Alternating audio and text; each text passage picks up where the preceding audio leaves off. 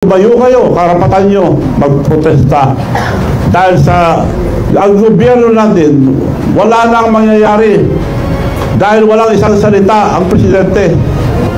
Walang isang salita yan. Ba't tayo maniniwala? Siya nagsabi, nakakaya kayo. Dapat nakakaya tayo eh. Kasama yung sila Diskaya, sila ang kontraktor niya eh.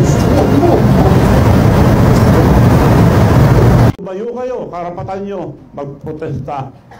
Dahil sa ang gobyerno natin, wala nang mangyayari.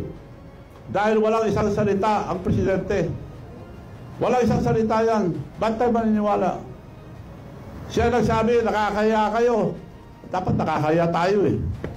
Kasama yung sila Diskaya, sila ang kontraktor niya eh. Tumayo kayo, karapatan nyo magprotesta. Dahil sa ang gobyerno natin, wala nang mangyayari. Dahil walang isang salita ang presidente. Walang isang salita yan. Ba't tayo maniniwala? Siya nagsabi, nakakaya kayo. Dapat nakakaya tayo eh. Kasama yung sila Diskaya, sila ang kontraktor niya eh.